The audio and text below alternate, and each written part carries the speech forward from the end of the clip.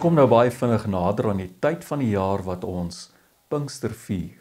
Pinkster gaan oor die uitstorting van die Heilige Gees. Ek het Petrus se eerste brief deurgelees en gelet op elke keer wat Petrus verwys na die Heilige Gees. Hoewel Petrus waarskynlik 'n invloed gehad het op die skryf van die evangelie van Markus, het Petrus self nie een van die 4 evangelies in ons Bybels of die boek Handelinge geskryf nie. En tog is dit opvallend hoe eensstemmig Petrus se begrip van die Heilige Gees met die 4 evangelies en met die boek Handelinge, sowel as Paulus se briewe is. En dit spreek van 'n groot mate van konsensus onder die vroeë gelowiges oor die koms en die rol en die werk van die Heilige Gees. Ongelukkig, soos wat die eeue verbygegaan het, het die kerk die Heilige Gees verwaarloos. En die Heilige Gees het as ware met verloop van tyd verdwyn uit die bewussyn van die kerk. En is grootliks gereduseer tot net 'n ritueel of net 'n artikel in 'n geloofsbelijdenis. Met die koms van die Pinksterbeweging aan die begin van die 20ste eeu, het 'n baie noodsaaklike regstelling gekom oor die rol en die werk van die Heilige Gees in 'n gelowige se lewe, sowel as in 'n gemeente se lewe. Vandag besef ons kan nie regtig kerk wees sonder die Heilige Gees nie. En ek is hier om vir jou te sê, daar is regtig so iemand as die Heilige Gees. Ek is ook hier om vir jou te sê, dat die Heilige Gees regtig gekom het om by ons te wees. Dat hy niks minder is nie as God by ons en in ons. 'n Kerk sonder die Heilige Gees is soos iemand wat 'n stuk vleis het. Maar hy kan nie die vleis proe nie, hy kan dit ook nie ruik nie, want die vleis is bevrore, dis in die vrieskas. Om die Heilige Gees te hê, om 'n gemeente of 'n kerk te wees, wat die Heilige Gees het, is soos iemand wat 'n stuk vleis het, maar die vleis is op die vuur. En dit ruik heerlik, en dit smaak heerlik, dis onweerstaanbaar, dit word 'n ervaring, 'n heerlikheid, en dit vul jou. So kom ons ontmoet die Heilige Gees in Petrus se eerste brief. Ons lees in 1 Petrus 1 vers 2. Hulle wat uitverkies is, volgens die voorkennis van God die Vader, om deur die heiligmaking van die Gees gehoorsaam te wees en met die bloed van Jesus Christus besprinkel te word. Die rol van die Heilige Gees is om ons heilig te maak. Heilig te maak. Om heilig te wees is om afgesonder te wees vir God. Om heilig te wees is om nie soos die wêreld te wees nie, maar om soos God te wees, om by hom te pas, soos wat 'n bruid by die bruidegom pas. So moet ek en jy as die bruid van Christus by hom pas. Om heilig te wees is om nie soos die wêreld te wees nie, maar soos Christus te wees, sodat ons as sy bruid by hom kan pas. Die wêreld waarin ons leef eintlik maar sonder God, is goddeloos. Dis 'n wêreld wat in 'n staat van rebellie teen God bestaan. Die Heilige Gees kom in ons lewens in en hy haal die rebellie teenoor God uit ons harte uit.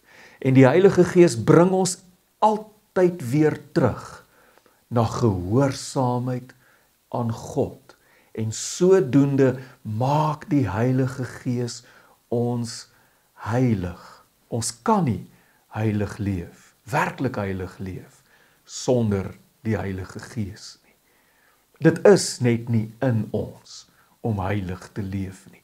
Dit is die Heilige Gees wat ons heilig maak. Paulus skryf in Filippense 2 vers 13, want dit is God wat in julle werk om te wil, sowel as om te werk na sy welbehae. Dit is God wat in ons werk om te wil en om te leef soos wat hy wil hê ons moet leef. En die Heilige Gees is God wat in ons werk. Die Heilige Gees is God wat in ons werk om te wil leef en te leef soos wat God wil hê ons moet leef. Tweedens, ons lees in 1 Petrus 1 vers 3, ekskuus tog 1 vers 11. Petrus sê, hulle het probeer naspeur, dis die profete in die Ou Testament, na watter persoon of na watter spesifieke tyd die Gees van Christus wat in hulle was, verwys het, toe hy vooruit getuig het oor Christus se lyding en die heerlikheid wat daarop sou volg. Petrus noem die Heilige Gees die Gees van Christus. Hoekom? Omdat die Heilige Gees van Jesus Christus getuig. Dit is die Heilige Gees wat die profete in die Ou Testament geïnspireer het. Dit is die Heilige Gees wat byvoorbeeld Jesaja geïnspireer het om te skryf, nogtans, ons siektes, hy het dit op hom geneem. En ons smarte, hy het dit op hom gelaai. Hoeveel skrifgedeeltes is daar nie in ons Ou Testament wat in die Nuwe Testament aangehaal word as heenwysings na Jesus Christus toe nie. Die Heilige Gees is die Gees van Jesus Christus wat in die Ou Testament alreeds getuig het aangaande Jesus Christus. Eintlik is die hele Ou Testament een groot heenwysing na Jesus Christus toe. Die Heilige Gees vat ons altyd na Jesus Christus toe. 'n Mens sou verwag dat 'n Pinksterkerk die Heilige Gees sentraal stel. Met ander woorde, dat vir 'n Pinksterkerk die Heilige Gees in die sentrum is. En tog is dit nie waar nie. Daar is nie 'n kerk wat so Christus gesentreerd is as 'n ware Pinksterkerk nie. Hoekom? Want waar die Heilige Gees regtig werk, sal Jesus Christus altyd verheerlik word. Jesus sê in Johannes 16 vers 14, hy, die Heilige Gees, sal my verheerlik. Ek sê dit weer, Johannes 16 vers 14, Jesus sê, hy, dit is die Heilige Gees, sal my verheerlik. Derdens, 1 Petrus 1 vers 12, lees ons, hierdie dinge is nou aan julle meegedeel, deur hulle wat die evangelie aan julle verkondig het, deur die Heilige Gees wat van die hemel gestuur is. Johannes 16 sê Jesus dat die Vader hom, dit is Jesus, gestuur het. En dan 'n bietjie verder aan sê Jesus dat hy, dit is Jesus, die Heilige Gees sal stuur. Hier ontmoet ons God in sy sendende gestalte. Jy moet dit weet. God is voortdurend besig om na ons wêreld toe te kom en om die duisternis van hierdie wêreld binne te dring. Die Vader stuur die Seun na hierdie wêreld toe. Die Seun stuur die Heilige Gees na hierdie wêreld toe. En die Heilige Gees kom en hy rus ons toe. En as Gees van Jesus Christus stuur hy ons in hierdie wêreld in.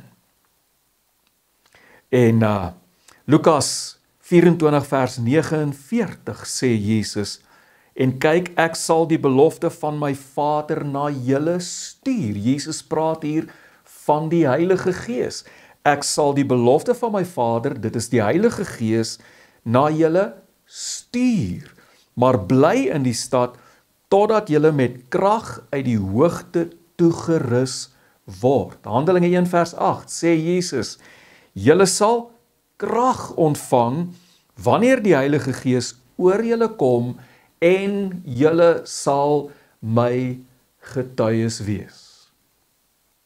En dan, in 1 Petrus 1 vers 12, sê Petrus vir die mense aan wie hy skryf, dat die evangelie aan hulle verkondig is.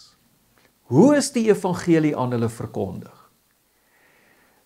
Deur die Heilige Gees wat van die hemel gestuur is. Jy moet dit weet. Die vroeë gelowiges, die vroeë kerk, het nie iets anders geken as die verkondiging van die evangelie van Jesus Christus in die krag van die Heilige Gees wat van die hemel gestuur is nie. Die Heilige Gees is van die hemel af gestuur om ons toe te rus, om te verkondig, om die evangelie van Jesus Christus te verkondig. En wanneer ons deur die krag van die Gees verkondig, word ons verkondiging meer as net woorde. Ons verkondiging word 'n gebeure.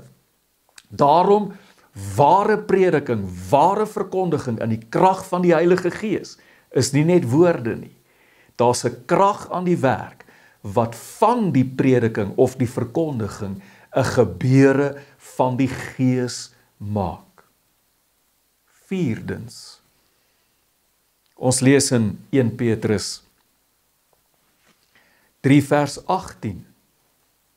Hy, dit is Jesus, is wel liggaamlik doodgemaak, maar deur die Gees is hy lewend gemaak. Ons leer die Heilige Gees ken as die Gees wat lewend maak. Die Heilige Gees was van begin tot einde in Jesus se lewe werksaam. Dit was die Heilige Gees wat oor Maria gekom het en sy het swanger geword met Jesus. Ja, hy word uit die Gees gebore as die Seun van God. Dit is die Heilige Gees wat op Jesus neergedaal het nadat hy gedoop is in die Jordaanrivier. En dis hier waar Jesus se bediening begin. Sy hele bediening was in die krag van die Heilige Gees. Ons lees in Handelinge 10 vers 38, hoe God Jesus van Nasaret met die Heilige Gees en met krag gesalf het. Hy het die land deurreis, goed gedoen, en almal wat onder die mag van die duiwel is, genees, omdat God met hom was. En toe Jesus sterf aan die kruis, was dit die Heilige Gees wat hom lewend gemaak het, wat hom uit die dood opgewek het. En dis dieselfde Heilige Gees wat in ons lewens uitgestort word, wat in ons kom woon, wat ons ook uit die dood uit sal opwek, wat ook ons lewend sal maak. Paulus skryf dit baie duidelik in Romeine 8 vers 11. Hy sê, as die gees van hom wat Jesus uit die dood opgewek het, in julle woon, sal hy wat Christus uit die dood opgewek het, ook julle sterflike liggame lewend maak, deur sy gees wat in julle woon. En dan die laaste verwysing, kry ons in 1 Petrus 4 vers 14. As julle terwille van Christus se naam beledig word, gelukkig is julle, omdat die gees van heerlikheid, dit is die gees van God, op julle rus. Dit is baie duidelik dat Petrus Jesus se seënspreuke, sy saligsprekinge hier in gedagte het. En ons kry Jesus se seënspreuke aan die begin van sy bergrede in Matteus hoofstuk 5, waar Jesus 8 keer, as ek reg onthou, 8 keer sê, salig. Die Griekse woordjie wat hy gebruik is makarios, wat beteken geseënd en gelukkig. Geseënd en gelukkig is die wat arm van gees is. Geseënd en gelukkig is die wat barmhartig is. Geseënd en gelukkig is die vredemakers. Geseënd en gelukkig is die sagmoediges.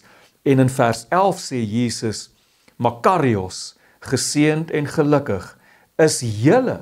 Luister, dis Jesus wat hier praat. Hy sê, geseënd en gelukkig is julle, wanneer die mense julle om my ontwil beledig en vervolg en vals beskuldig van alles wat sleg is.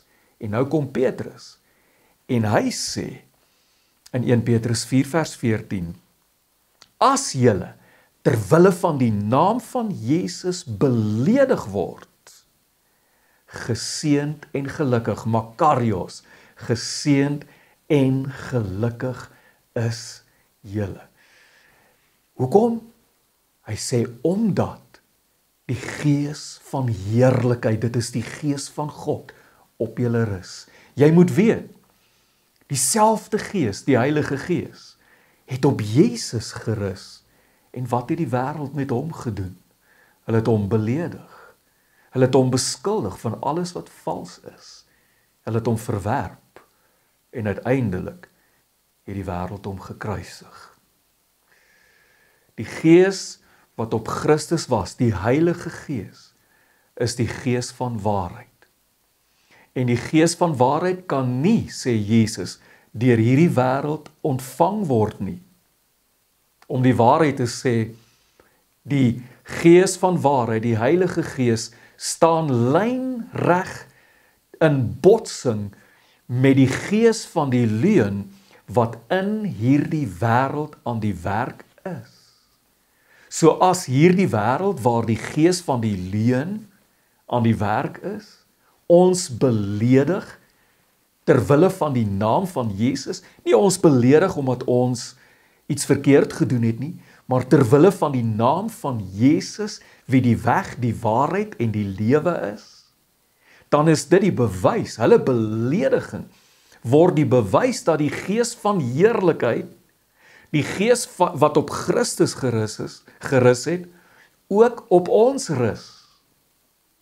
En Petrus sê, saam met Jesus, geseënd en gelukkig is ons, as ons terwille van die naam van Jesus beledig word, omdat die gees van heerlikheid op ons rus. Jy moet verstaan dat die gees van God, die gees van heerlikheid, bring ons altyd in die heerlikheid van God in. En hier dink ek aan die diaken Stefanus in Handelinge hoofstuk 7. Ons lees in Handelinge 7 hoe dat hulle Stefanus wou stenig en hom uiteindelik ook stenig terwille van die naam van Jesus. En dan lees ons dat die Gees, die Heilige Gees, op hom rus. Ek lees vir jou in Handelinge 7 vers 55, toe die Jode hom stenig, lees ons, maar Stefanus, vol van die Heilige Gees, het stip na die hemel gekyk en die heerlikheid van God gesien. Ja, hierdie wêreld stenig ons, terwyl hierdie wêreld ons wil doodmaak, rus die Gees van heerlikheid, wat ons in God se heerlikheid inbring op ons. Hoe wonderlik is dit, om 'n lewe te lewe, saam met die Heilige Gees. Dis die Gees van God, die Gees wat ons heilig maak. Dis die Gees van Christus.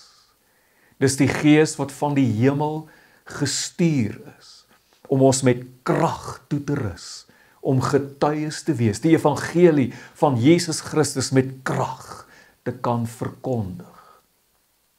Dis die Gees wat ons sterflike ou mensies lewendig kom maak. En is die Gees van heerlikheid wat op ons rus te midde van 'n vyandige wêreld, ons na God se heerlikheid toe vat en ons in sy heerlikheid inbring. Mag hierdie 'n wonderlike Pinkstertyd vir jou wees. Kom ons dink oor die rol en die werk van die kosbare Gees van God. Amen.